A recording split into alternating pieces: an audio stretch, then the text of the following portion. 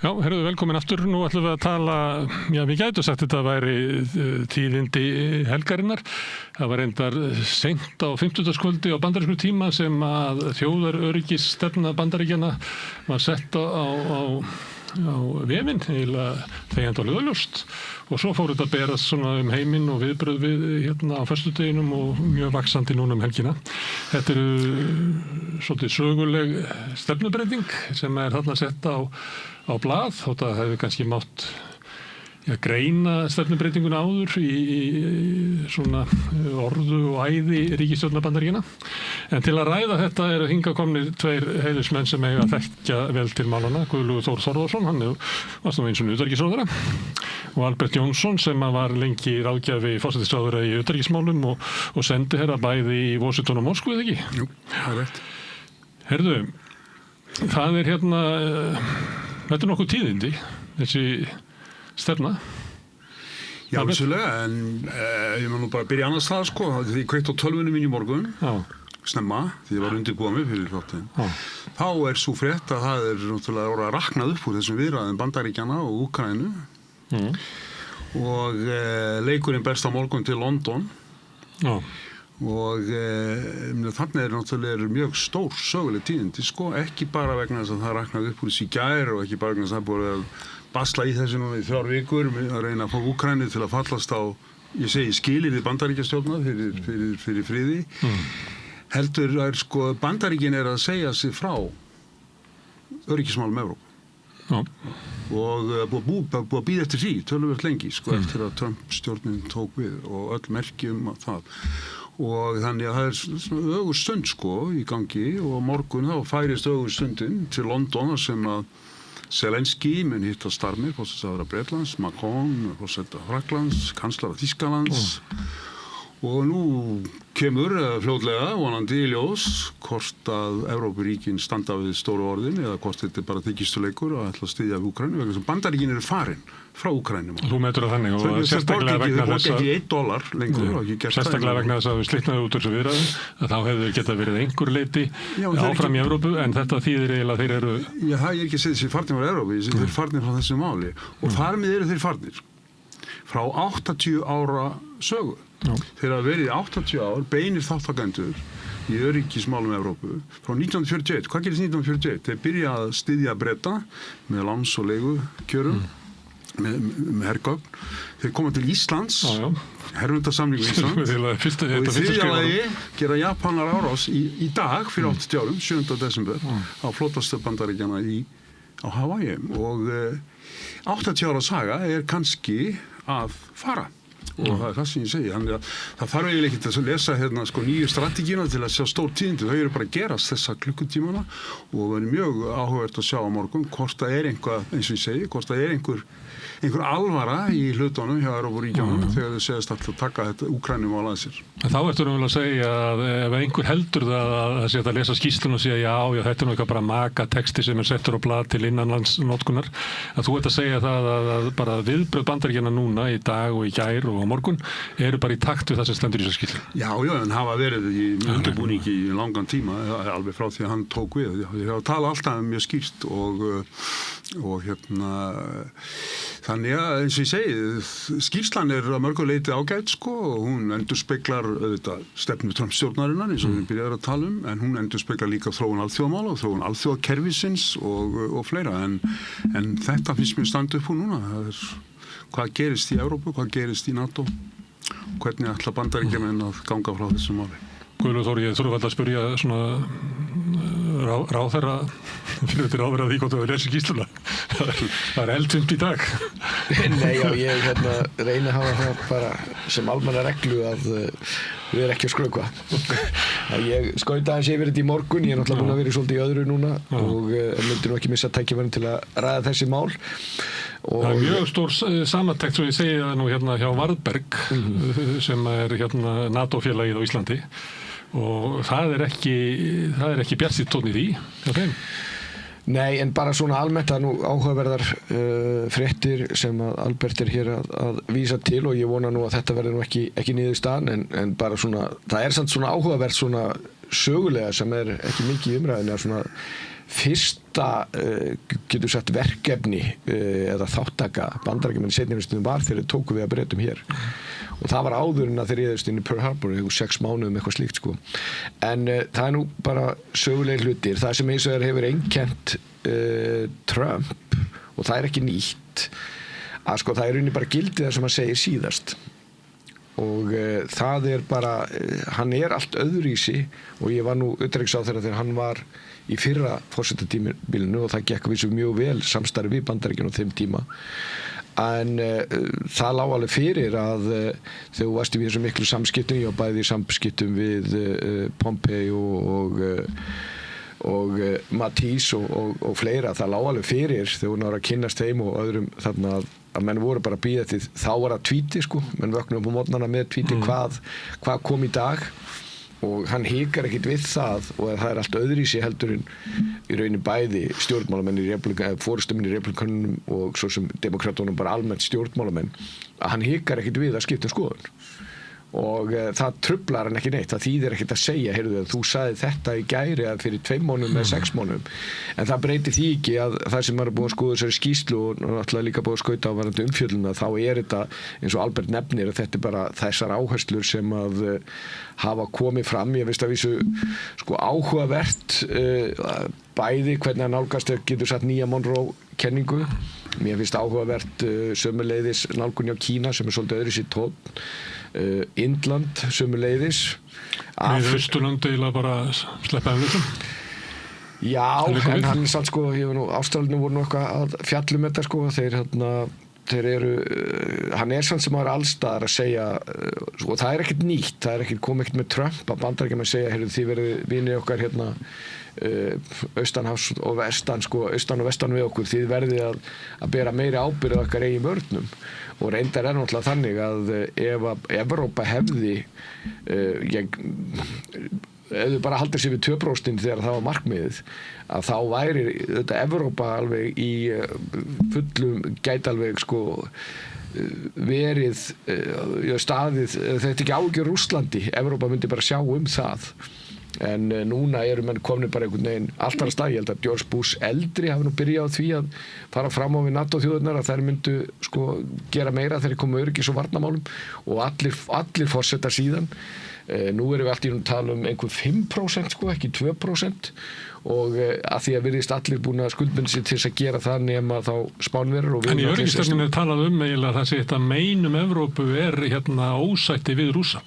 þannig að hans ráðleggingar eiginlega því ef Evrópa ætlar að vera eitthvað að þá verður það bara að laga samskipti við Rússland hann segir það og þetta bara þveröfugt við stefnu allra ríkisstjórna í Evrópuríkjana í NATO nema Ungverjalands það liggur alveg fyrir þetta ég meina Trump bara með aðra áherslu stefnu en hins vegar það sem ég að segja það að það eitt að því sko, hann skiptir hins vegar oft skoðun og hann hefur talað Putin allt frá því að þetta sé góðu vinn og hann sé bara algjörlega vonlaus og allt þar á milli eða hvaða orð hann hafði nú en það breytir því ekki að það alveg ástæður sem menn hafa ágjörð því að hann muni ekki halda stuðningi áfram við Úkraínu, það liggur alveg fyrir og ég vona að spádómur Albers reynist ekki réttur Bandaríkin borga ekkert lengur ég held að $1 ég held að væri mjög óráðlegt að taka ekki mark á þessu og öll pressan á Úkraínu ég er ekki að segja það ég er að segja en það að þeir séu algjörlega búin að slíta sig frá Evrópu eftir 80 ár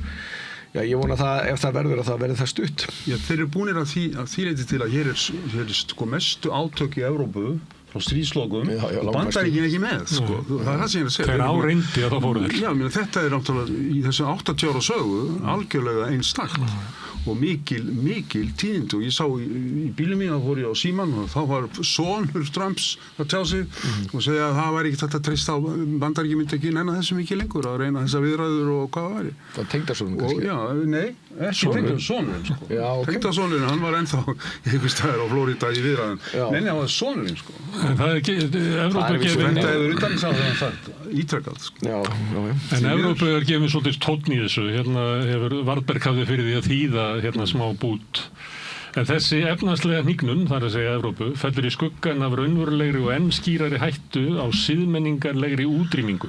Stærri vandamál sem Evrópa stendur frammi fyrir eru meðal annars aðgerðir Evrópusambandsins og annarra yfirþjóðlegra stofnana sem grafa undan pólitísku frelsi og fullveldi, stefna í innflytjendamálum sem er að umbreyta álfunni og skapa sundrung, ritskoðun á tjáningafrelsi og bæling stjórnarandstöðu, hrapandi fæðingartíðni og tap á þjóðinsástandi og sjálfstrusti.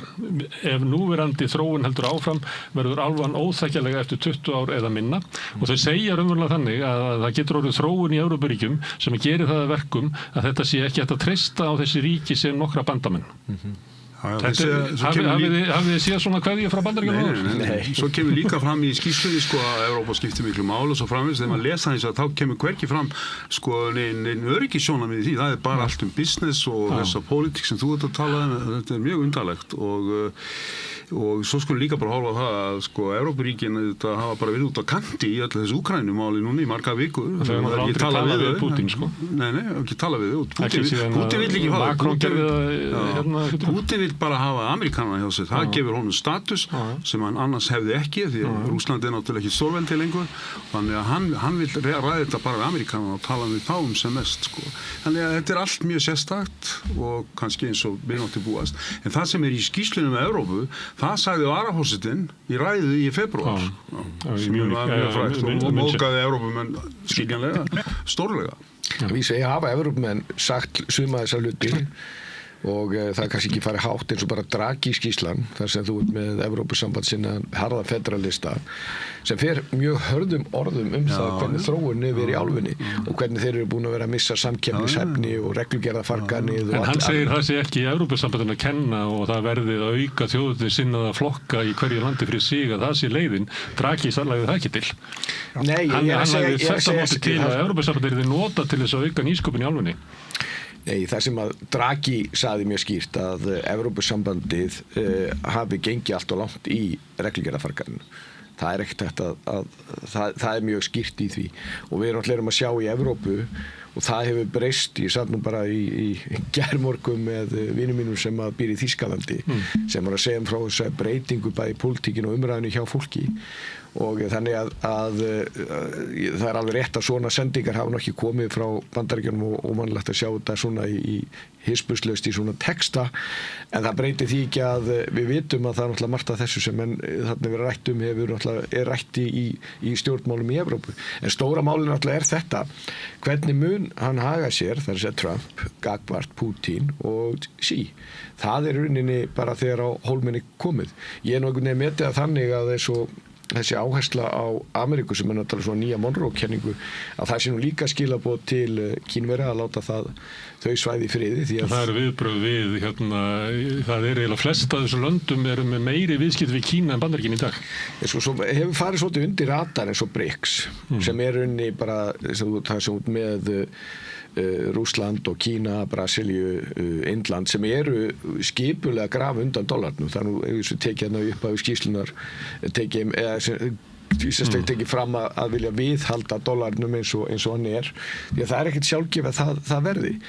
Og en það sem að þó svo þeir sem að studdu Trump á sín tíma og hafa stutt og styðjarinn að þeir eru ekki sammálunum til dæmis í nálgunum varðandi Rússland og annars slíkt, menn er alltaf að vonast til þess að hann skipti skoðun einhvers staðar á leiðinni og sem hann gerir stundum hann gerir það stundum en samt er þessi svona lína búin að vera hans megin lína eiginlega frá því hann tók við aftur Já, svo eru þarna hluti þarna sem er náttúrulega sem að allavega ég ágjur af að hann náttúrulega trúir á tolla og hann er bara á móti þessu alþjóða viðskiptakerfi eins og þekkjum og vill nota tollana sem pólitískt verkværi.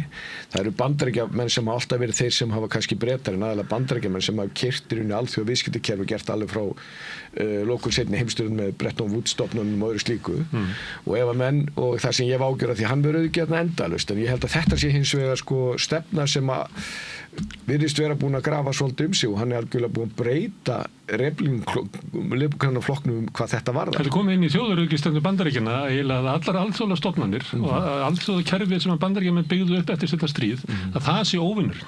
það áhugavert. Þetta eiginlega stríðsyfirlýsing gegn alþjóðlega kerfinu bara eins og það leggur sig. Ég get ekki lesið betur. Ég hitti eins og Henry Kissinger á þeim tíma þegar að Pat Buchanan var að vinna fyrstu forkostingarnar og hann var ekkert með svo ósvipaða línu og ég spurði hann hvort að það er líkur á því að Pat Buchanan geti orðið forsetafni Bandaríkjanna eða repúblikaflokks og hann sagði það er ekki séns. Í báðum flokkum, repúblikaflokkum og demokrataflokkum eru element sem sjá til þess að svona einangrunar sinnar þeir komast ekki dálega. Svo er ekki lengur sko, því að það var munið nokkið miklu að Bernie Sanders skil nú vera forsetafni demokrata í fyrri dæminu. Þetta er bara mikið breyting og ég er ekki að draga úr áhyggjum ykkar, það er ekki þannig og ég er ekki að segja að ég hafi ekki áhyggjur af þessu. Og svolítið vona þessu linni þegar Trump hættir. Ég held að Trump muni hafa djúpstæðara áhrifin svo að þetta færi bara allt með honum sko. Þá komum við líka öðru sko. Sumt að þessu er náttúrulega bara þróun sem hefur verið í gangi og mun halda áfram til dæmis grundvallar breyting á alþjóðakerfinu sem er náttúrulega reis Kína. Kína er lang öflugasti segjum við keppinautur, en það talað keppinautur, eitthvað anstæðing, sem að Bandaríkjunum hafa nokkuð tíman hort saman. Sovétríkin voru bara dvergur, í efnahagslegu og tæknilegu tilliti, dvergur. Kína er ekki bara að verða mikið herveldi, heldur er þeir náttúrulega stórveldi á tæknisviði og viðskiptasviði og svo framvegis og beita sér í krafti fjármuna allan heim og þannig að þetta er allt annað en við höfum hort framan í áður. En hins vegar, skulum líka minna á það, 1880 stóðu Bandaríkin undir 25% af heimsframleiðslunni og þeir gera ennþá 5% af mannkyninu. Jú, en það fór að herra á millitíðinni. Já, þetta er búið þetta er aðeins upp og aðeins niður, skilur þið. En þetta er náttúrulega mjög merkilegt og öðru lagi þá náttúrulega eru Bandaríkin langöflugasta herveldið í heiminum. Þannig að sumt af þessu er náttúrulega bara partur af þróun, sumt af þessu er óbreytt, en það breytir ekki því að í Evrópu eru miklar áhyggjur af því hvar þetta endar, þessi stefna Trump-stjórnarinn enda og eins og ég sagði áðan, vísbendingarnar eru ekki bara vísbendingar, þeir eru farnir frá Úkraínumálinu. Þeir eru farnir frá. Já, því að þú nefnir þetta með sveifluð að hlutdeild af landsframleiðslu í heimsframleiðslunni því að getið þetta í skýrslunni að Evrópa hafi fallið frá 1990 og 24 í 14 þá fór ég náttúrulega aðtuga hvar Bandaríkjunum væru og þá voru þeir eitthvað starf kring 28 og komin í 22 en það er ekki sama fallið en þetta er samt að gerast. 5% af mannkyninu sko og færri en Evrópusambandsfólkið sko þannig að þetta gífurlega öflugt hagkerfi og það lang öflugasta sem til í heiminum ennþá. Þó að þáttur í Kína. Okkur langar kannski mest að tala Evrópu. Þá skulum við samt kannski tíðindin snúið af Ameríku eins og þú ert að benda á. Og það með fólk þekkir Monroe-kenninguna að önnur stórveldi megi ekki ná neyti fótfestu á okkar í okkar heimsálfu. Og Roosevelt kemur svo með viðbótar að það sé réttlætanlegt að hafa afskipti að stjórna því hverjir stýra þessum löndum og þó þannig að það sé lýðræði, ég veit ekki alveg hvernig það náði saman en við þekkjum afleiðinginni náttúrulega gríðarlega afskipti Bandaríkjanna. Svo ekki utanakomandi afskipti af vesturhveli. Og núna kemur Trump með það og sem horfir fram á það að í flestum af þessum löndum eru meiri viðskipti við Kína heldur en Bandaríkjanna. Og hann byrjaði náttúrulega á því að reka Kínverja frá Panama-skurðinum, þar sem að Panama-stjórn hafi gert samninga við kínverskt fyrirtæki til þess að reka skurðin. Og núna ætlar hann augljóslega að fara einbeita sér að því að draga úr vægi Kína í Vesturálfu.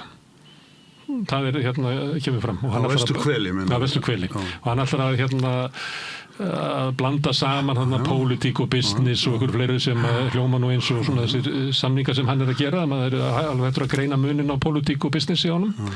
Þannig það er eiginlega stóra stefna sem hann setur. Þetta er bara partur af langri sögu, sko. Og sem þetta er interessant að horfa á þetta í sögulegu samhengi. Bandaríkin hafa skiptu sér af málefnum Evrópu. Af hverju? Vegna þess að sáu fram á það væri að rísa stórveldi í Evrópa og Þýskaland og síðan var það Sovétríkin sem gætu ógnað vesturhveli sem við erum að tala Þess vegna fóru þeir af stað og þess vegna hófu þeir þessa þáttöku í 80 ár sem ég var að tala áðan í evrópskum öryggismál. Og Þannig að sagan að endurtaka sig að mörgu leyti, við ekki gleyma því sko, hún þarna. Vegna það bara núna Kínverjar á þessu sterkir, að núna eru Bandaríkin komin í vörn á vesturhveli sem hafa ekki verið í áður. Þeir hafa verið dóminerandi stórveldi og eru þannig ennþá á vesturhveli og ætla ekki að láta Kínverja en hérna annan, áður var það Mexíkó sko, svo Þýskaland og ætla ekki að láta Sovétríkin gegnum Kúbu, Níkaragva og allt þetta. Það var bara ekki að gera. Þetta önnur staða heldur en að hindra það að Þýskaland geti orðið svo mikið stórveldi á sinni álfu að það geti ógnað okkur hér. Þannig að Rússland ekki arftaki Kínverjarnir eru komin lengra heldur en það var áður. Rússland ekki arftaki Sovétríkjanna. Rússland náttúrulega ekki neitt miðað við Sovétríkin eða Kína. En síðan sko þeir rýta svanni á það vísu. Já, þannig þetta bara. Og núna á að koma í veg fyrir að Kína náðu þessu ítökum á vesturhveli og Bandaríkin ætla að koma í veg fyrir það líka að Kína verði dominerandi í Austur-Asíu. Það verið að færa alla áherslu Bandaríkjahers yfir á Kyrrahaf. Asía-Kyrrahaf eins og kemur fram í skýrslunni langstærstu parturinn af heimsframleiðslunni þar og svo framvegis. Þannig að þessar stóru breytur að eiga sér stað og stefnan endurspeglar það sem mjög áhugavert sko. En síðan kemur þessi sérstök áherslu Trump-stjórnar. En það náttúrulega líka, sko, ef að þú horfir bara á þetta og það sé eitthvað markmið að ég geti sagt vestræn lýðræðisríki að þeim sé ekki ógnað að þá Kína miklu meira ógn heldur en Rússland en ef að Evrópa og Bandaríkin sem hafa náttúrulega verið að vinna þétt saman og verið í mjög langan tíma að þá gætur alveg sagt það bara mjög eðlilegt að Evrópa haldi aftur Rússunum til þess að Bandaríkjamenn geti einbeitt sér að Kínverjunum og Kínverjar eru því að þeir eru með næststærsta herafla í heimi, ég held ég verið að sjá eitthvað núna að þeir væru konið fram úr Bandaríkjunum þegar kemur að flotanum og þeir eru með mjög skýra stefnu, kínverski draumurinn gengur út af það að þeir séu númer 1 eða 2 í heiminum og þeir eru búin að vinna mjög skipulega þessu með belt og braut sem fyrir nú minna fyrir núna og bara með skýri stefnumarkum hvað þetta varðar. Svo geta menn haft skoðun á því hvort það gangi eða ekki en svona ég held að það sé ekkit enga deilur það að þetta sé svona staðan sem uppi og þannig að en það sem hins vegar sko Trump og munur á Trump og þessum forystumönnum leiðtogum sem eru svona úr svona einhverju hugmyndafræði að hann lítur bara á þetta sem business bara þarna sko eins og bara viðskiptamaður bara ok, ég með styrkleika hér og ég meina þegar kemur að tollunum þá hann rétt fyrir sig að því leitin til það vinnur engin viðskiptastríð við Bandaríkjum vegna þess að þeir eru svo lítlir útflytjendur þeir flytja svo mikið inn Ég held að hann hafi brett sig svolítið á því að þú ferð heldur ekki í viðskiptastríð við Kína sko þar Bandaríkin hafi ekki aflið í það Já, það nefnilega, það ertu komin alltaf með bara að menn hafi líka sofa á verðinum til dæmis með bara ákveðna vörur Þú hefði getað gert það kannski 2010 þú getur ekki gert það 2025 Já, ég menn það meðal hans út af ástæðum að menn hafa sofi á verðinu þegar kemur að í rauninu svona ákveðin svona grunn hlutum hvort það séu málmar eða annað slíkt svona í virðiskeðjunni sem við þurfum á að halda og nótil af í Bandaríkjunum það bara ekki verið að vinna og á vesturhveli og það hluti af stefnunni að einbetta sér að Ameríkonum að ná þar í málma og þeir hafa sofið á verðinum hvað var þess sjálfgæðu málma eins og það kallað það ætlar að gera það svona heimavelli og þetta breyta því að mikið til að þessum málmum þess vegna líklega það kemur sko talið Kanada og Grænland verður allt í einu skiljanlegra í þessu samhengi Þetta alveg skýrt og þarna að En sko, staðan bara þessi að þú snýr þess ekki við á einu augabragði og Kínverjar ennþá og Kínverjar er svo sannarlega notfæri sér þetta þannig að þegar að hann hjólaði Kínverjum fyrir nokkrum mánuði síðan þá beittur þessu og bæði gagnvart Bandaríkjamönnum og Evrópu þeir Kínverjar líka orðnir gríðarlega sterkir innan Evrópusambandsins og þetta allt tilkomið vegna þess að þeir eru búið að vinna þessu skipulega mjög lengi og þeim finnst þetta ekkert skrítið sko þeir myndu segja við sko undanfarið 3000 ár höfum við eiginlega verið öflugasta ríkið fyrir þetta niðurlegginga tímabili stutta. Já, það er ekkert skrítið sko. Það er þeirra sjónarmið en eins og það sem að það allt í fína lagi að þjóðir séu með metna og annað slíkt. Það sem að vandinn eins og sá að þeir eru með aðra hugmyndur stjórnkerfi heldur en aðrir. Allavega heldur en við. Og þeir líta öðru í svo mannréttindi, lýðræði og svo framvegis og þeir líta svo á að þeirra módel sé valkostur við módelið okkar í því náttúrulega meginmunur og það verið að takast á þetta í grunn. Ef þeir væru eins og menn trúðu þegar kom ritgerðin End of History að þeir voru á fleygiferð að verða með svona svipuð gildi eins og við að þá var spennan minni. Varðandi þetta þá kemur það fram í kaflanum Mið-Austurlönd að Bandaríkin eru ekki að fara að setja vestrænt lýðræði í Mið-Austurlönd. Þessa þjóðu verður bara að hafa það eins og þau vilja það stendur í skýrslunni. Sama með Afríku. Það er rauninni að segja með Afríku við bara verið við höfum verið að halda að þeim okkar hugmyndum. Það er verið að stoppa valdaskipti í löndum og stríð út af svona hugmyndalegri hugmyndalegum ástæðum eins og út að vísa til hér. Heldur það bara hagsmuni Bandaríkjanna sem ráða því?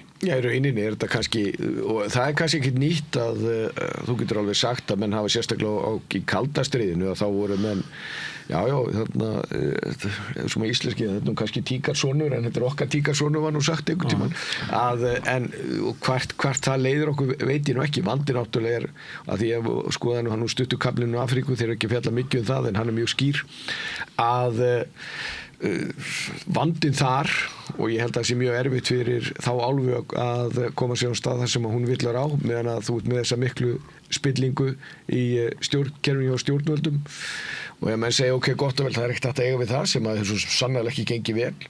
Hvort að það hafi góð eða slæm áhrif veit ég ekki en þetta verður og auðvitað það þannig að það er óraunhæft fyrir stórveldi einhvern veginn að breyta hlutum í öðrum ríkjum og engin einföld lausn í þessu. Þetta er eins og skrifa frekar svona skýrt út. Þeir eru að setja punkt fyrir aftan það að við erum ekki að fara að útbreiða vestrænt lýðræði í heiminum. Punktur. Og annars sem er búið að stoppa er svokallaði Forever Wars sem hafa kostað Bandaríkin $6 triljónir og hafa mjög góð rök fyrir þeirri stefnubreytingu skilur en síðan náttúrulega eitt er að skrifa eitthvað strategíu og svo hann komið fram að það er ekki alltaf að marka hvað Trump segir og hvort hann gerir svo það sem hann er búin að segja alltaf að gera eða hvort hann gerir eitthvað allt annað, ok, hann er ekki einn það alveg, en svo gerast atburðir í veröldinni sem en myndur ekki samt segja að við ættum að taka marka á þessari skýrslu? Þetta er stefna ég var að segja það, hún er ágætt að margur leyti, hún segir ákveðna sögu um þróun alþjóðamála, þróun alþjóðakerfisins og hvar Bandaríkin standa og hvar þau standa veikt og hvar þau standa sterkt.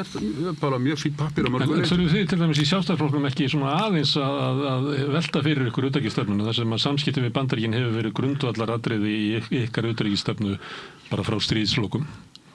Ég meina þetta eru þau tíðindi að það verður að fara að skoða. Það er ekki að halda áfram bara sömu stefnu. Við langaði að koma að þessu. Það er alltaf þegar ég sé svona pappíra, sérstaklega frá Bandaríkjamönnum, þá leit ég Arctic Ísland og svona, það er ekki minnst á þetta skiljanlega, ég áttu ekki vona að það er minnst á Ísland en norðurslóðir áttu ég vona á það voru fyrirferðarmiklar í samskonar skýrslu á Biden til dæmis það var vegna þess að Biden letaði Rússa sem ógn en þegar þú gerir það ekki þá skiptir norðurslóðir skipta Trump-stjórnina gífurlega miklu út af auðlundum út af auðlundum og þeir eru eitt sem að Trump-stjórnin hefur gert náttúrulega ásælis Grænland sem segir sína sögu áhuga þeirra á norðurslóðum. Þeir eru búinir eftir margra ára vakl og tafir hefur búið að ákveða að kaupa 10 ísbrjóta, það er keyptir á Finnum Þannig, og Bandaríkjastjórnin, Trump-stjórnin eru ekki hætt í neinar æfingar eða neinar fyrirætlanir á norðurslóðum. Bandaríkjastjórnin hefur verið alltaf aktívari á norðurslóðum. Þannig að það er engin breyting á þessu. Og áhugir er náttúrulega líka á norðurslóðum vegna hvers. Alaska er á norðurslóðum, sem er nú ríki í Bandaríkjunum og ansi stórt og myndalegt. Þannig að þó að þessi ekki minnst á norðurslóðir í skýrslunni, þá skipta það feikjala miklu máli. Og þú talar um Ísland. Ég hef sagt það er engin ástæða til að ætla annað en að Bandaríkjamenn vilji hafa þá viðveru sem þeir hafa hérna núna áfram. Það er engin ástæða. Við erum á öryggisvæði Bandaríkjanna. Við erum á áhrifasvæði Bandaríkjanna. En ef ég má kannski aðeins koma inn á þetta. Ef við út að hugsa um hagsmuni Íslands, þá verða mann að hugsa til langstíma. Þú getur ekki verið að breyta utanríkisstefnunni eða hagsmunamatinu eftir í hverju kosin á hverjum tíma. Sumaleiti er þetta breytingar eins og Albertur bent á sem hafi verið lengi á leiðinni. Já, heyrðu, það breytir engu með það að Churchill hafði alveg rétt fyrir sér. Þeir þurfa ekki að breyta stefnunni. Þá spyr ég bara um NATO. Nú hefur þetta mikil áhrif á NATO. Bandaríkin hafa verið þriggjastykkið í NATO og NATO án ákafa Bandaríkjana til þess að vera þar náttúrulega bara eitthvað allt annað fyrirbrigði. Sko það er náttúrulega lengi var það náttúrulega hugmyndin að Evrópumenn, og hefur alltaf verið, að Evrópumenn myndu bera ábyrgð á sínum eigin vörnum. En síðan voru menn að vinna saman í þessu, eins og ég nefndi áðan, ef að menn hefðu gert það, ef að þjóðir Evrópu hefðu gert það, að þá væri, hugsanlega Úkraínustríðið ekki komið, sko. Maður veit það ekki. Þarna, og það að þessi nýja ógn sem með Kína í Kyrrahafinu, það var náttúrulega auðvelt að eiga við það, eða Evrópa væri sjálfur sér nóg þegar kæmi að varnarmálum. En bara með Ísland í Norður Atlantshafi. Menn hafa tilhneigingu til að gleyma því. Við erum ekki í miðri Evrópu. Hvað það að glemma því? Nei, þegar menn til dæmis að ganga inn í Evrópusambandið og einhverja allt aðra áherslur. Það er bara þannig að það var nú vitnað hérna í Albert Jónsson í þingræðu að þar sem hann sagði að gamall nemandar kom og sagði að ég man það alltaf Albert Jónsson kennari minn sagði það að utanríkisstefna hverja þjóða byggði á þeirra hagsmunum. Það væri það sem og í grunninn það auðvitað þannig. Ástæðan fyrir því að Bandaríkjamenn komu hér og ástæðan fyrir því að þeir hafa lit til okkar eru líka þeirra eigin hagsmunir. Og það skiptir þess að máli að við séum meðvituð það hvaða þjóðir eru með sameiginlega hagsmuni okkur og það eru Bandaríkjamenn, það eru Kanadamenn, það eru Norðmenn, Danir og Bretar. Þannig það og þá áttu auðvitað að rækta tengsli með þessa þjóðir og bæði út af öryggis- og varnarhagsmunum með mörgu öðru og þú menn hafa líka tilhneigingu til að gleyma því sem staðreynd og ég fann þá á eigin skinni sem utanríkisráðherra að stofnanaminnið meira segja svo stóra þjóðum er ótrúlega lítið. Og til dæmis þegar ég kom inn í utanríkisráðuneytið þá voru nær engin samtölu eða samstarf á pólitíska sviðinu milli Íslands og Bandaríkjanna, Íslands og Bretlands vegna þess að menn voru alltaf uppteknir af því að menn langaði innan kerfis að ganga inn í Evrópusambandið sem að því miður er ekkert sem bendir svo það er ekkert að gera með þessa skýrslu en það er ekkert sem bendir til þess að þeir sé að ná þeim markmiðum sem þeir lögðu upp með. Þessi sameiginlegu hagsmunir Bandaríkjanna og þú nefndir Danmörku Danmörku, Grænlands, Færeyjar Bandaríkjanna og Kanada það er aftur að fara að setja spurningamerki við það Já, ég held nú samt sem ára þegar það er náttúrulega mjög óvanlegt og þó ýmsu að gengi á ef við förum í söguna í samskiptum Bandaríkjanna og Kanada að það aldrei verið kaldara allavega ekki held ég okkar manns ævi þar og alltaf verið mjög hlýtt á milli þeirra en ég held nú að ég nú ekki trúa því að þó að við höfum verið að menn muni nú fórna öryggishagsmuni beggja vegna þess að þeir hafa náttúrulega sömu öryggishagsmuna Bandaríkjanna og Kanadamenn Hagsmunir Bandaríkjanna og Íslands tengdust vegna ógnarinnar frá meginlandinu sem ég nefndi á og þess vegna kemur Bandaríkjaher hingað í júlí fyrir 80 ára og hann fór vegna þess að það var svo okkur að fara hún var horfin og hún er ekki komin tilbaka vegna þess að Rússland er ekki átarki Sovétríkjanna en strategískir hagsmunir Bandaríkjanna á norðurslóðum eru náttúrulega alveg skýrir og feikilega miklir og við höfum líka hagsmunir á norðurslóðum samíla með Bandaríkjanna sem er vegna þess að norðurslóðir og hernaðarlega staðan þar, hún tengist stöðuleika og öryggi í Evrópu. Sko, stór faktor í umsvifum Bandaríkjanna og NATO hefur verið lengi á norðurslóðum er að sýna Rússum núna, þess að áður var að Sovétríkjunum fram á það að komi til átaka milli NATO og Rússlands, Sovétríkjanna á meginlandi Evrópu þá verði ráðist á djásnið í krúnunni sem heitir Norðurfloti Rússlands og hann er upp í Barentshafi og í Múrmansk og það er alltaf verið að efla möguleikana til þess að gera þetta. Þannig að þetta hangir allt saman og við eigum þessa hagsmuni ennþá með Ameríkonunum og með öðru NATO-ríkjum og þau með Ameríkonunum. En Bandaríkjamenn eru svolítið pirruð yfir stöðunni sem er í hvernig ákvarðanir teknar norðurslóðir þar sem þeir eiga bara 15% í gegnum Alaska af svæðinu sem að snýra af þessu svæði. Kanada sem þeir líta á sem eitthvað Trump lítur á sem eitthvað algjöran vesaling og þetta er bara að vera fylki í Bandaríkjunum. Svo Danir með Grænland og Noregur. Ég heyri ekki með svona tónnin frá Trump-stjórninni það að við ættum náttúrulega að sitja með helminginn á móti helmingin sem að Rússarnir eru með. Það samstarf er ekki með þeim hætti. Samstarf byggir... Þeir vilja það. Já, ég hef ekki séð slíkar hugmyndir, bara aðeins út af norðurslóðum. Þetta ekki bara Rússar. Rússar hafa að vísu verið mjög mikið að efla sig þar og hnykla vöðvana og það tengist okkur með beinum hætti. En Kínverjar hafa sömuleiðis í mjög langa tíma, að þið talandi ísbrjóta, verið að byggja risaskip til að, og bæði eru þeir, hugsanlega munu vilja sigla, þar að segja norðausturleiðina og þá frá Rússlandi, svo líka hugmyndir það að sigla bara beint í gegn og þannig að það hefur þetta svæði, norðurslóðir farið úr því að vera lágspennusvæði í það að, það í það minnst að koma meiri spenna svo ekki sé dýpra í áni tekið og ég held að Bandaríkjamenn með sama hverju stjórnvölin, þau með vera mjög barnaleg ef þau líti ekki til þess. Bandaríkin skilgreina Ísland sem hluta á sínu áhrifasvæði. Hvað þýðir það, Albert? Ég hef ekki séð á skilgreina það bara liggur bara fyrir við erum það. Hvað felst í því? Það felst í því, ég meina það reyndar ekki áhrifasvæði á sama tagi og Rússland vill að Úkraína veri hluta af og það svona, hvað eins og það sagt af eins og Malæn áhrifasvæði, gert auðvitað með sameiginlega og grundið sameiginlega hagsmuni eins og við erum að tala og sameiginlega gilda og svo framvegis. Það er ekki einhver fantabröð í það er ekki reynt á það.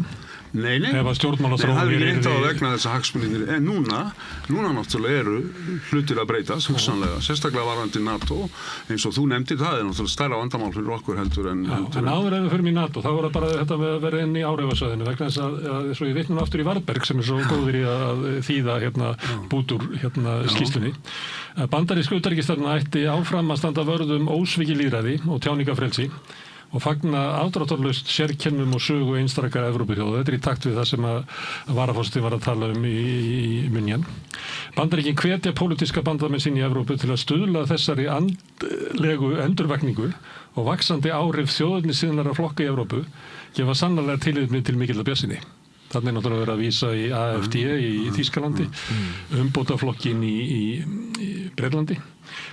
Miðflokkinn á Íslandi heldur að þið í sjálfstæðisflokknum séu réttu megin línunar frá Trump-stjórninni séð? Ég nú ekki að leggja neitt út frá þessu og þetta er alltaf þínar greiningar hér sko en ég er bara að lesa úr skýrslunni sko, hvers konar flokka, þjóðirni sinnaða ESB sinnaða flokka sem eru með harða innflytjendastefnu, það eru þeir sem að þeir vilja ná að ná í völdum í Evrópu. Þetta er náttúrulega mjög þetta er ekki þetta er öðru sem við þurfum áður séð það sem að þeir eru rauninni að segja svona bara svona gefa einhverja línu til Evrópu og vanalega nú þannig að þegar að slíkt gerst þá hefur það þveröfug áhrif. Við munum það þegar Obama kom og skipti sér að Brexit-kosningunni það hafði þveröfug áhrif og þannig að ég veit ekki hvaða afleiðingar þetta hefur, þetta held ég að þetta er kannski ekki stærsta máli í þessu. Bara enn og aftur, NATO sko, við komum aftur að því, sko, af hverju hefur NATO gengið upp og af hverju hefur NATO haft áhrif og það verður að Bandaríkin hafi verið sterk. Því að ekkert ríki er voldugt í NATO eins og Bandaríkin. Bandaríkin hafa getað náð fram ákvörðunum, móta stefnuna, ekki bara með einhverju frekju og yfirgangi, heldur vegna þess að þeir eru þeir sem standa á bakvið hann. Þannig ef að Bandaríkin draga sig tilbaka, þá getur allt farið upp í háa loft í NATO. Það mun veikja NATO, ekki bara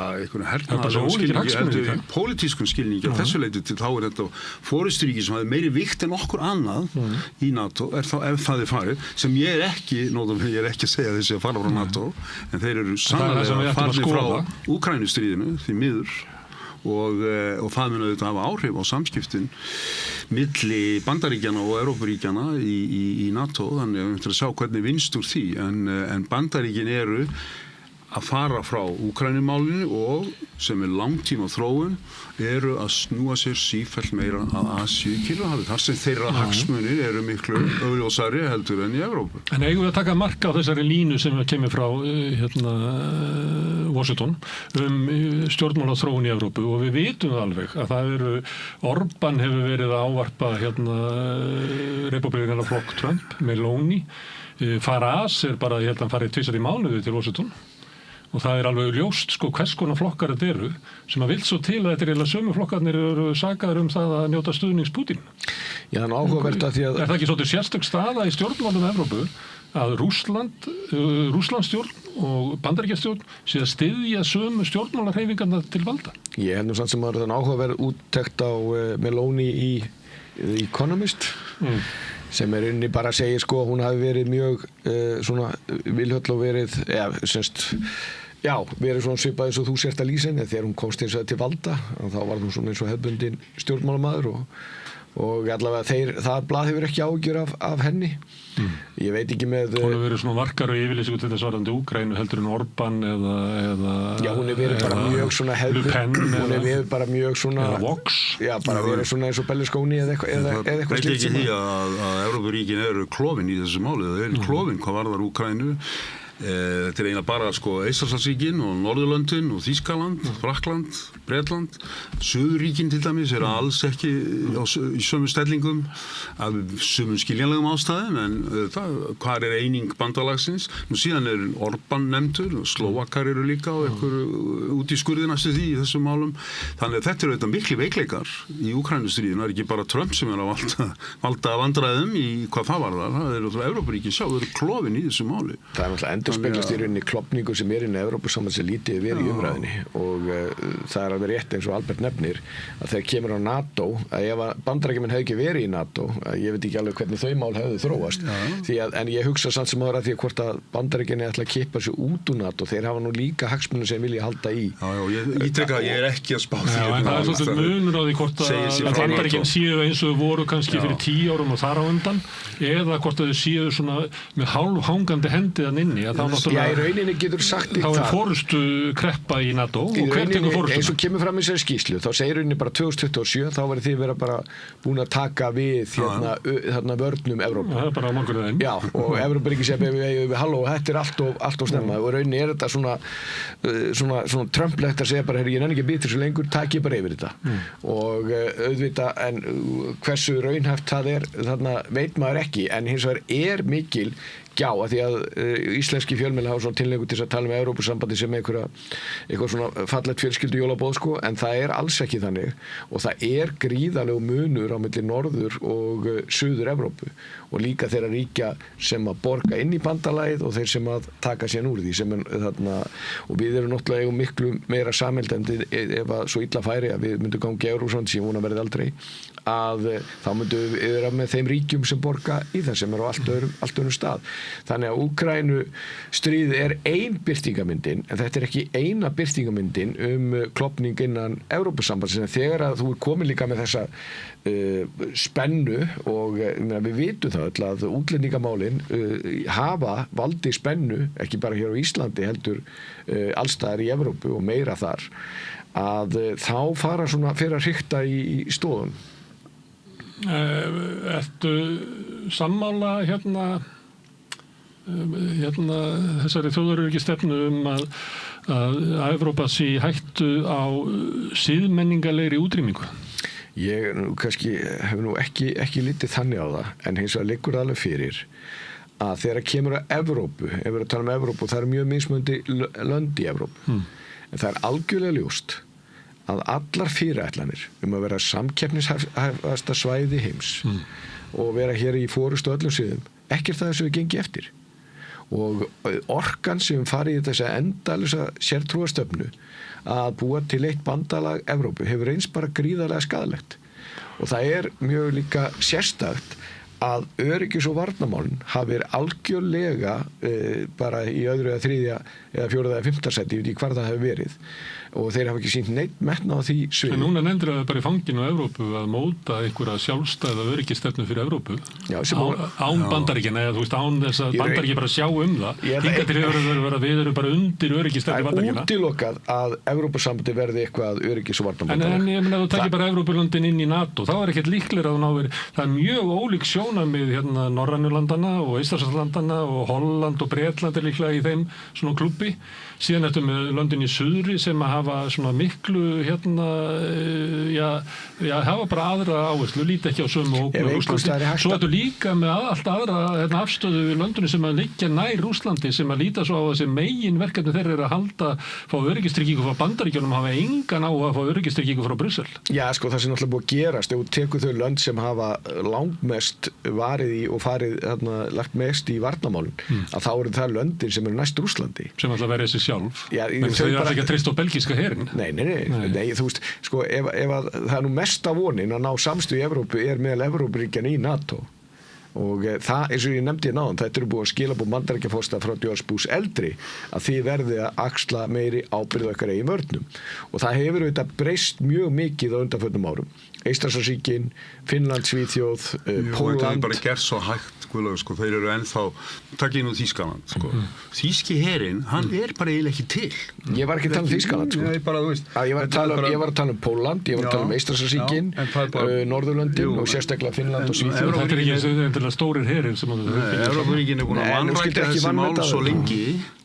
Sko, þú ert að tala að Bush hafi haft áhyggjur, sko, 1955 sagði Eisenhower forseti á fundi í Washington Evrópuríkinu hafa okkur að ginningarfíblum, suckers í varnarmál, sko, þetta er rosalega gammalt mál og núna, sko, nú stendur Evrópa frammi fyrir mjög erfiðum ákvörðunum og það bara lítur bara næstu vikum og mánuðum og misserum í Úkraínustríðinu. Evrópa er ekki einn aðili, það sem ég er að spyrja hvernig sérðu fyrir þau að átökin innan Evrópuríkja NATO, ég meina ég sé ekki neina sérstakka fórustu þar sem allir fylgist undir. Þess vegna eins og ég sagði á það, Evrópa er að nálgast ögur stundu og hann komið ljós, þetta þykistuleikur, sko, eða ætla Evrópuríkin að axla það ábyrgð sem búið er að, sem Ameríkanarnir hafa bara varpað á hana, á þau, í Úkraínumálinu. Það er bara málið sem standa fram með fyrir.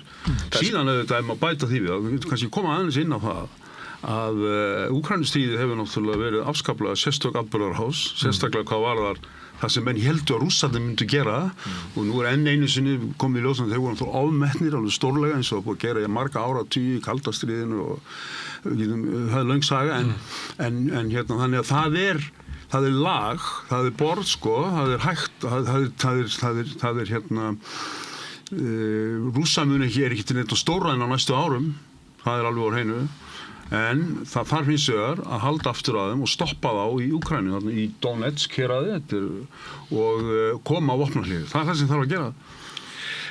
Og til þess þarf að koma stuðningur og hann getur bara núna komið frá Evrópuríkjunum og þá þarf einhverja í Evrópu að taka upp síman og hringja í Putin.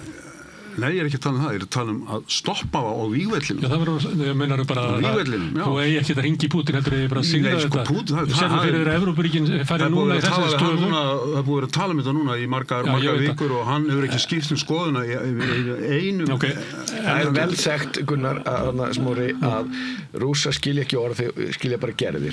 Og það er og þú verður að stoppa á vígvellinum eða alltaf ná einhverju samstöðu. Þannig að þið eru á því að það er ekki að reyna að enda þetta stríð með einhverju vopnahléi og einhverju miðræðum. Þetta séu bara Evrópuríkinu í sameiningu að sigra Rússland á vígvellinum. Nei, ég sagði það alls ekki. Ég sagði það þarf að láta Úkraínu hafa það sem þarf til að standa í Rússunum, halda aftur af þeim og þvinga þá til þess að fallast á vopnahléi sem það ekki vilja gera árásir inn í Rússland? Já, stoppa á allavega. Senda evrópska hermenn á vígvellin? Sýna þeim fram á, nei, það er engin vilji fyrir því, það er bara rugl. Sýna Rússum fram á það að þeir muni ekki sigra þetta stríð á vígvellinum. En höfum við ekki verið að því í 3 ár? Nei, við höfum ekki verið að því. Þeir hafa sótt fram núna undanförnum, en sko, stóra málið það sem ég ætla að koma að er að það hefur komið í ljós að rússneski herinn er svo óburðugur að þetta hefur gengið eftir. En það þarf að klára málið með því að þvinga þá til vopnahlés. Ég segi þessi eitthvað auðvelt, það muni taka stuttan tíma. En það er það sem þarf að gera og það er það sem Evrópuríkin geta hjálpað Úkraínu til að gera. Evrópuríkin eru með meirinn 10-falda þjóðarframleiðslu Rússlands, meirinn 10-falda. Og fleira fólk þar að ekki. Þannig að þetta er ekkit óleysanlegt vandamál, það tekur auðvitað tíma og það þarf vilja, til þess og það það sem að maður hefur áhyggjur af núna í allra næstu framtíð sá vilji til staðar. Það þarf að vera náttúrulega Evrópuþjóðirnar ná saman að móta sér einhverja forystu sem að þau hefur ekki haft fyrir því að gera, það hefur ekki þurft að gera það sem stríðslokum, en þess að Bandaríkin hafa bara komið með línu. Það alveg rétt þess vegna þetta svo stór tímamót sem við erum að horfa framan í núna. En ég skoða aðeins í morgun þegar ég var að undirbúa að þá voru þættir held ég að vera á Fox News og nýjar skoðanakannanir sem sýndu það að 65% Bandaríkjamanna vilja að Bandaríkjamenn skipti sér meira af málum erlendis sem mikið breyting og ekki með hervaldi held ég. Já, ég spurði ekki, ég fór ekki þannig að ég var nú bara að horfa á þetta en það sem ég að segja sem að talandi hvernig hlutnir verða það þarf oft lítið til að breyta mjög miklu. Þetta komir eins og mjög óvart. Ég held að bara stemmingin í Bandaríkjunum væri þannig að menn væru svona bara heyrðu látum þá sín mál. En það virðist ekki vera á þegar voru ræðið þetta hérna í settinu út þessu og skjótt skipast viður í lofti. En alveg sama hvað það að þá liggur það fyrir að Evrópa verður að efla sína varnir og það verður að, ef menn ætla ekki að stiga Úkraínu, ef menn ætla að láta Rússana valda yfir Úkraínu, þá munir ekki hætta þar. Og þó svo að þeir séu alveg rétt í Alberti að menn bara sá að herinn var alls ekki á þau stað sem allavega Pútín hélt að væri á, en þeir eru náttúrulega að fá gríðarlega mikið stuðning. Þeir eru að fá stuðning frá Kína, þeir eru að fá stuðning frá Íran, teknilega frá Norður-Kóreu, í bara svona praktísku hlutum eins og byssukúlum og öðru slíku sem þeir eru nóga. Viðskiptum við alls konar ríki sko. Gefur ljósa efnaðsþvinganir í Vesturveldanna ég meina skadaði ekki eins mikið þessu Vesturveldum töldu. Það er ofmat. Já, það er náttúrulega líka fyrir að Kína náttúrulega hefur notað tækifærið og ég held að Kína hafi hugsað það alveg skýrt að þeir voru að gera Rússa háðar í sér. Það má bjóða þeir ódýrt gas. Það segir allir bara já takk. Indland segir já takk. Já, Kína og Indland hafa bæði og ég meina talandi þetta að Rússarnir Trump setti nú einhverju rinnu sinni gríðarlega mikið að tollum á Indland til að sagði því geti bara ef þið ætla að halda áfram að kaupa af Rússum sem svona því að hann bara margbreytilegur í þessu. En Pútín var nú bara að gera samninga það sem þeir fengu í staðinn kannandi var það er bara stórkostlega móttökur sem Pútín færi af Indlanda því það er náttúrulega búið að móka Indlandina bak og fyrir. Já, svo komum við í þessari skilabóðum aftur eitthvað en Indverjar eru ég er engi sérfræðingur í málum Indland sem spyr alla þá sem að þekkja til að reyna að skilja stjórnmál og Indlandi og það er ekki, þau verðast ekki verið einfaldasta mál í heimi. Bara aftur að þessu Úkraínustríði, það verður ekki útklá nema á vígvellinum. Það er bara líka Rússar ætla ekki að gefa neitt eftir. Pútín verður að segja það sama. Þetta verður bara útkláð á vígvellinum. Og eitt af því sem hann treystir á er að Amerikanarnir sé að fara frá málinu og líklega rétt fyrir sér því og Evrópuríki mun ekki ná saman þannig að hann á eftir að bíða núna og sjá hvort að þetta rætist og þannig að það er bara á vígvellinu sem hægt að útkláða þetta mál, því miður og líkurnar núna eru þær að þetta haldi bara áfram og með ekki miklum landvinningum Rússa en miklu mannfalli áfram en síðan við líka hafa í huga þeir pæli í akkur þeir eru svona harðir og staðfastir í þessu að þetta snýst ekki land fyrir þá. Þetta snýst að njörfa Úkraínu niður á orð sem vorum að nota á þann áhrifasvæði Rússlands. Þannig að það komist hvorki lönd niður strönd. Það er markmiðið. Þeir skilgreina það líklega svipað Bandaríkjamenn gera við Mexíkó. Úkraína var náttúrulega djásn í krúnunni í Sovétríkjunum og djásn í þess vegna að missa Úkraínu var stór mál fyrir Rússland. En varðandi svona eitt af því endalega svona föðulegar ábendingar til Evrópu, hljóta að vera fyrir evrópska leit og óþála breysa þessa skýrslu. Því þetta er alveg ótrúlega hrokkafullt. En eitt af því sem að segja er eiginlega svona þið verðið að hafa eðlileg samskipti við Rússland. Rússland ekki að fara. Þetta eru 140 milljónir manna sem þarna og Rússland ekki að fara. Hvernig ætlaði að hafa þetta til lengri tíma? Verðið ekki bara að byggja upp eðlileg samskipti við Rússland? Hvað segir þið við þessi sjónarmið? Nei, þetta er bara, það er stríð í gangi. Jú, en Bandaríkin að segja þetta. Já, ég veit það, en Evrópuríkin eiga ekki að taka því. Evrópuríkin eiga að taka sér tak og tryggja það að Úkraínumenn á vígvellinum geti þvingað Rússa til þess að fallast á vopnalið. Það er næsta skref. Síðan komum við að öðru máli sem Evrópuríkin hafa talað að mér finnst ódeg og barkalega sérstaklega Bretar. Það eru öryggistryggingarnar sem Úkraína þarf að fá. Og enn og aftur hver er reynsla þeirra á því? 94 voru það Rússar, Bandaríkin og Bretland og Frakkland sem ætluðu að ábyrgjast öryggi Úkraínu gegn því að Úkraína léti kjarnorkuvopnin sína að hendi. Ekki pappirsins virði. Og síðan var hernám Krímar í kjölfarið að gera þessi svokallaða Minsk-samkomulag sem Rússar brutu alltaf og fengu ekkert bátt fyrir, sko. Þannig að ég að segja, eina öryggistryggingin sem Úkraína getur haft það sem hún býr til sjálf. En hún gerir það ekki ein. Með því að Evrópa fjármagni 800.000 manna her. Vígvæðast það sjálfsögðu og stoppa Rússana endanlega. 28 milljónar manna. Þeir sækja núna 100 metrar á dag, skilur. En gleymið því ekki að... Þetta bara eina öryggistryggingin sem er möguleg. Má ég aðeins skjóta inn hérna? Ef ég væri Úkraína, þá markmið okkar var að ganga inn í NATO því að þar kemur öryggistrygging sem fyrst og fremst bandarísk. Síðan þegar það var ekki ljóst, þá vildu fá tryggingu frá Bandaríkjunum. Veistu að ef þú ætlar að bjóða okkur belgíska herinn, það bara ekki neitt. Ég segi, þeir eru að gera þetta sjálfir. Ég traustu þess að Evrópumenn fjármagni. Þeir geti bara treyst á sjálfur. Það er veiki lekkurinn. Það er veiki lekkurinn. Það er hver fjármagn. Þess vegna held ég að Úkraínumenn séu að horfa fram á að þeir hafi mjög slæma kosti úr að velja. Mjög slæma. Akkurat, ég er búin að segja það, ef að Evrópuríkin ætla ekki að standa með þeim. Þetta var bara smá gaman.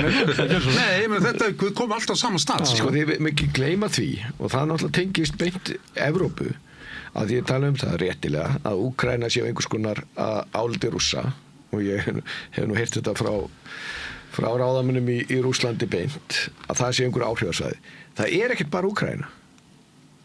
Þeir líta á miklu fleiri ríki sem eru sínu áhrifasvæði og ástæðan fyrir Eystrasaltsríkin að Finnland og Svíþjóð skildu stökkva inn í NATO, Pólland, að þau séu að hafa verið þau ríki sem hafa verið fremst í flokki bæði við að efla sína varnir og að íta eftir samstöðum að stríða Úkraínu vegna þess að þeir vita að þeir eru næstir.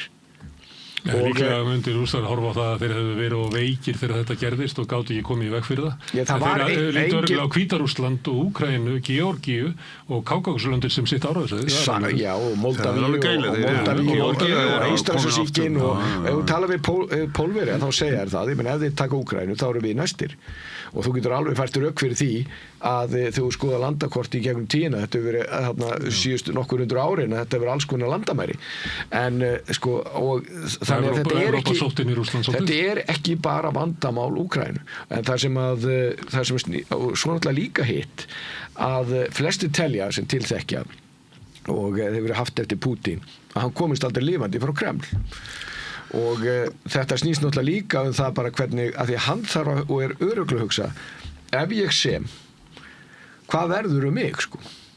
Því að meðan að hann er með þetta ástand að þá er hann með hverju sem er á bakvið hann og hverju stjórna í Rússlandi hverju þeir eru að það er allavega samstæðum að stríða hann meðan á þessu stendur. Hann stendur auðvitað traustari fótum í Rússlandi heldur en Zelenský í Úkraínu. Já, hann stendur mjög traustum fótum í Rússlandi. Jú, en ég meina það sé að segja sem að ef hann myndi semja frið að hvað bara segja bara á morgun að hann segir bara, heyrðu þetta er rétt hjá þér, nú skulum við bara klára þetta.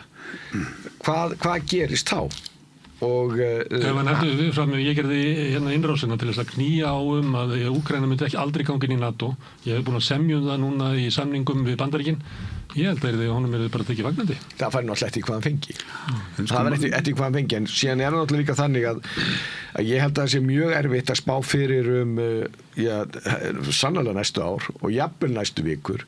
Og við rekunum minn til þess að hafa hlusta á Trump að fara yfir það að setjandi útskýrað fyrir Zelenský, hann ætti að taka allt tilbaka, allt það sem að þeir eru búin að tapa í þessu stríði og svo framvegis. Þannig ég held að síðustu sviptingandi sé ekki búnar, en það liggur alveg fyrir að það hefur ekki verið pólitísk fórusta þegar kemur öryggis- og varnarmálum í Evrópu og þeir sem hafa kannski verið helst í fórustu hafa nú verið fyrir utan Evrópusambandi eins og Bretar og ef að leiðtogum með Evrópuríkja er ekki ljóst að þeir þurfa að verða öflugri og geta verða treyst á sjálfan sig þegar kemur að þessu mál núna, já þá er illa komið fyrir ámunni.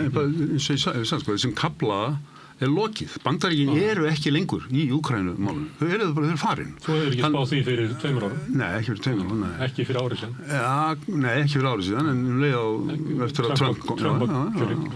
En ég hefði spáð því fyrir löngu síðan eftir sem tíma líða, með tímanum þá færi þessi Bandaríki frá Evrópu. En þetta bara snýst það, ætla Evrópuríkin að gera það sem þau geta, sem að tryggja það að Úkraína haldi aftur á Rússum á vígvellinum og þvingi þá til vopnahlés. Þetta ekkert flókið, en sem náttúrulega flókið. Óvissan hvar viljinn og þetta náttúrulega flókið, hver á að borga og þetta bara flókið, það er að gæla við að sækja ykkur á sjóði og þegar það ekki hægt og það enginn að leggja til að við ætlum að leggja á 3% tekjuskatt. Ég sagði ekki að það væri ekki flókið að finna peningan, ég sagði það ekki flókið að áttast við hvað það sem skiptir mestu máli. Það sem skiptir mestu máli núna ekki Bandaríkin, heldur hvað Evrópa ætlar að gera. Bandaríkin eru farin frá málinu. Úkraínski herinn svo náttúrulega líka sem að þessu Zelenský verið að benda á. Nú það úkraínski herinn sem bestu þekkingun á því að berjast við rússneska herinn og reyndar þegar kemur að drónum og öðru slíku sem að þá eru þeir allt í einu bara fremstir með jafningja. Og því miður kemur reynslan með stríðsátökum. Já, rétt, en það til dæmis eitt af því sem að Kínverjar hafa áhyggjur af þegar þeir meta það hvort þeir ráðast inn og slíkt að þeir hafa ekki lent í átökum lengi. Eitt að sitja við skrifborð og ákveða það, en annað þegar þú bara ert með þessa raunverulegu reynslu. Þeir fóru hrakförinn í Vietnam 78. Rétt. Og hafa verið með mikla hreinsanir. Hafa verið með mikla hreinsanir og breytingar á hernum og einmitt út af þessu sem þú ert að segja. Illu hilli, þá hættuðu með fyrirkomulagi var að þú gast orðið ofusti og yfirmaður með því að vera með fjölskyldutengsl og einhver vinatengsl. Nei, það er ekki hafi ég það verið. Og ég held að það er ekki þannig, en þeir hættu því, þannig að þú verður að vinna þig upp í hernum og hann hefur verið eflugur og sterkur. En þarf Sjálfstæðisflokkurinn að endurskoða utanríkisstefnu sína?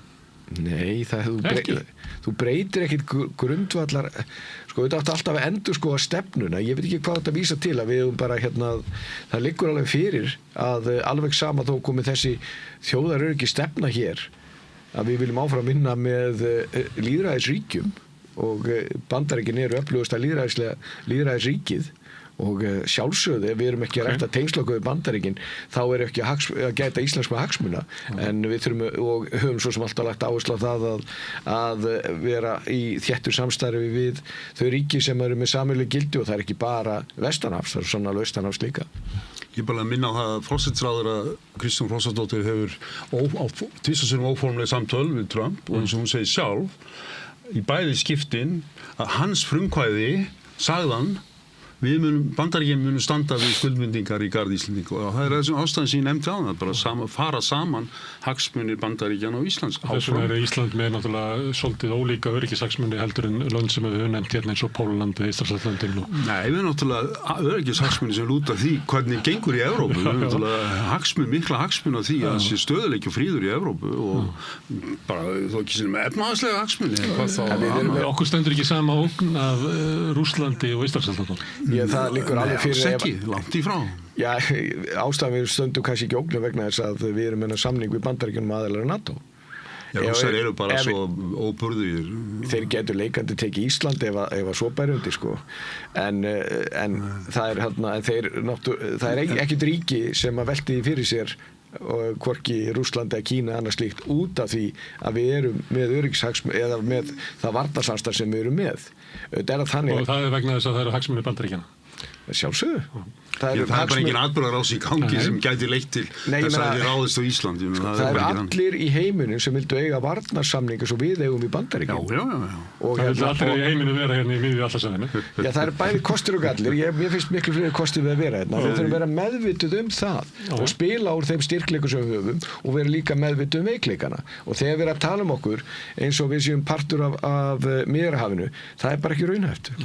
Herðu, Guðlaugur og Albert, takk fyrir að koma hingað og tala mál sem eru mikið í deglunni og það er mikil óvissa í kringum þetta og stundum er gaman að tala þau mál það sem er eiginlega ómögulegt að spá fyrir hver þróunin. En við þurfum að tala meir Kína, sko. Já, við verðum aftur næsta sundag. Ok, það verður framhalds aðalfundur seinna með Guðlaugi og Albert þar sem við vilja tala Kína en ég ætla að þakka öll og gestum sem að hingað komið Sigurunni fyrir að vera með þáttið með mér og Pétri Fjellsteð fyrir að taka upp og senda út en ykkur þakkaði mest sem að vera að hlusta og breyta þessu samtal okkar í fjölmiðlum. Minni á að samstöðin er drifin áfram af þeim hluta áhorfenda og áhærenda sem hafa gert áskrifundur. Það er þeir sem gefa okkur afli til þess að halda upp í samstöðinni og byggja hana vonandi upp.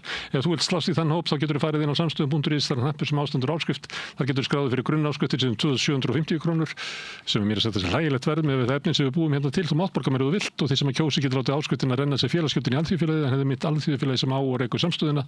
Þetta er fjölmiðill og umræðuvettvangur í eigu áhorfenda og áheyrenda. En takk fyrir bili, njótið þessum eftir helginni, sjáumst hérna svo annað kvöld klukkan 8, þá var að sagða fréttir.